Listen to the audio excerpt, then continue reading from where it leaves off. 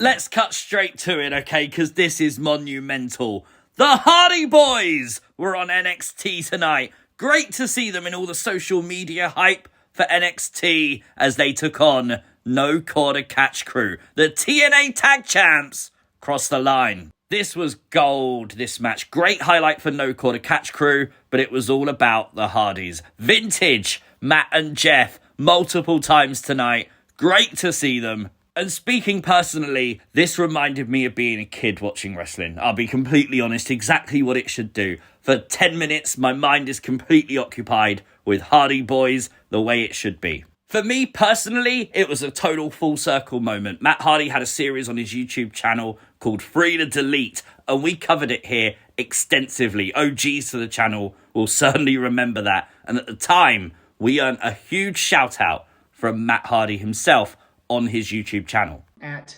C Wrestling UK on Twitter. It's a very cool Twitter account, which is a YouTube account, and they do a lot of theory videos. I know they've done a lot of great fun theory videos on my Free the Delete stuff. I know they do a ton on Bray Wyatt and The Fiend and the Firefly Funhouse. So very sweet to see both Matt and Jeff back in a WWE ring after all these years. Hopefully they come back more often. Hopefully this isn't just a one-time appearance. We know it won't be, because in 2 weeks' time at Roadblock, as Fraxiom would confront the Hardys after the match, Santino would come out, the Director of Authority over at TNA, and make the match official for Roadblock for the TNA Tag Team Championships. The Hardy Boys defend against Fraxiom, a match I've been desperate to see. We're gonna see it. I can't wait. Honestly, man, so much fun. And I must mention, WWE Shop has a brand new Hardy Boys NXT t-shirt available. Have they done this for any other TNA superstars? Very interesting, but the Hardy Boys back on WWE Shop. This is things you might have missed from WWE's NXT. Make sure you hit the like button, and if you are new to the channel, hit the subscribe button too. The first match on NXT tonight would see Stephanie Vaquer actually retain her North American Championship. She would defeat Karmen Petrovic. Now, got to mention and give props to Karmen, because last week, if you remember, Karmen was actually beaten up by the Fatal Influence group for like 3 minutes straight, okay? But she made it to work today. She wrestled in a championship match. Yes, she wasn't successful, but Karmen looked great for being beaten up last week. Once again, though, Giulia would come out and confront Stephanie after a short promo. It's title versus title. Stephanie versus Giulia. I've seen a lot of mixed reactions to this. This is a very hyped match. People want to see Giulia versus Stephanie. Is this being done a little bit too soon? I don't think so, because there has been a lot of rumours that WWE could fast-track people through NXT. Stephanie or Giulia may be one of those people. The other complaint I've seen a lot of is people saying the unification of the championships. And actually, I agree. I really hope that when they do this, this is not a permanent title unification. NXT's women's division gets so much time on screen, and because of that, it's seen as one of the best women's divisions in the world. It's one of the highlights of watching NXT. If we remove one of the belts, does that mean the women's superstars get a lot less time on TV, potentially? Less stories, etc.? That's not something I want to see. For the first time ever, the TNA X Division Championship was on the line as Moose would defend the belt against Lexis King. Actually, a really fun, decent little match. Moose would defeat Lexis King and then be confronted by the ruler, Oba Femi. The NXT champion coming out, confirming that Ava has made it official. In 2 weeks' time at Roadblock, Oba Femi will defend his NXT championship against Moose. Now, some confusion. Oba did say title versus title.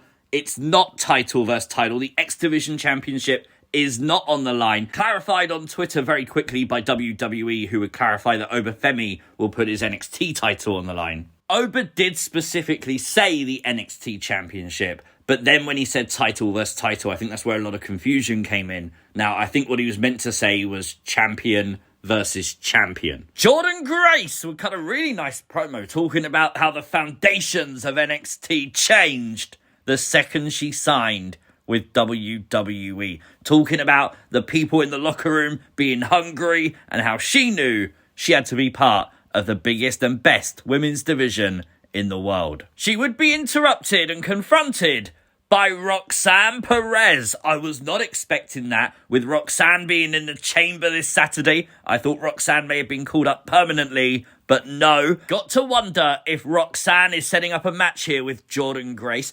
I think so, and it makes a lot of sense. Jordynne Grace beating Roxanne on her way out of NXT would make a lot of sense. The two would fight, and it got very, very close to Roxanne not making it to the chamber. Look at her leg there, hyperextended on the ropes as it's completely tied up. She did break free very quickly, Jordynne helping her. So good ring awareness there, but very scary moment for Roxanne. A really good promo tonight by Shawn Spears and his group. I love this because not only did Shawn Spears reveal he's going for the North American Championship next week, he spoke about everything that went on with Izzy Dame, turning on the family. They also made a point to introduce Brooks Jensen, Nico Vance, tell you about them, tell you what Shawn Spears' goals are with them.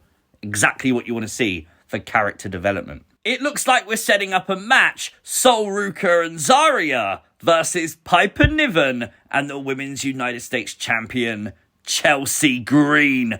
I need to see this. By the way, Piper Niven has a taser now, and she pulled it out tonight. I love the fact that Sol Ruka sort of jumped and Zarya didn't even flinch. Zarya smiled at the taser. As I said last week, and I will say it again, fair play to WWE, because I wasn't keen on the idea of Zarya being in a tag team, and they have completely won me around. This is a match I now desperately want to see.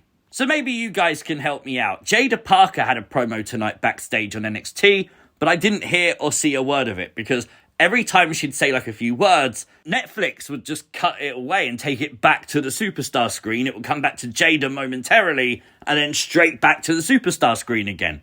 What was that about?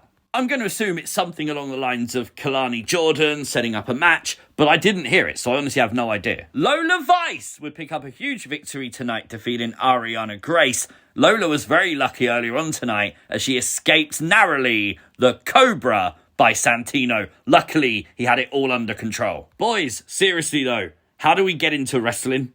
Just asking for a friend, okay? Backstage cameras would capture the No Quarter Catch crew laid out, each individual member down, as this was the handiwork of that new group in NXT. We saw on social media that they arrived at the show. This was them making their attack for this week. I will say, I think NXT is being very safe with this group. They haven't revealed anything to do with them yet. This is still a mystery in terms of kayfabe. While social media exists, we know who's under the masks. In terms of kayfabe, we don't. We don't know their group name. We don't know what their goals are. We don't know why they're doing what they're doing. But at the same time, we're watching things like the Hardy Boys, so we're entertained. So we're pushing this story along and we're letting it play. And it's simmering, and hopefully it's going to have a big payoff. Fingers crossed. A heel turn for Trick Williams coming up. Trick Williams obviously so angry with the whole Eddie Thorpe situation that tonight he got angry with his friend, Javon Evans. Really interesting. I'd like to see a heel Trick Williams. Javon Evans, though, would be in tonight's main event against Wesley and Ethan Page. His partner was the highly anticipated Ricky Saints, making his in-ring debut for NXT. Got a huge introduction, really put over by commentary, with Corey talking about him being a protege of CM Punk, of Cody Rhodes, saying that Cody Rhodes said that he's a natural wrestler, saying that he is maybe the only friend Cody has left, which undoubtedly means Ricky Saints is going to be turning on Cody Rhodes in the future, right? 'Twas a great main event tonight, genuinely a great highlight for Ricky Saints. As someone who hasn't seen a lot of Ricky, I really did appreciate this match because it made me see his character, it made me see his in-ring work, and getting him victorious in the ring with a spotlight on him at the end of the night was definitely not a bad thing. Very fun show. Lots of build towards Roadblock, obviously. Nothing wrong with that at all. For me, solid 8 out of 10 tonight. Very fair. Let me know your thoughts in the comment section down below. If you are new to the channel, hit the subscribe button. Like the video. Share the video. Really does help it out. And I'll see you next time. Peace!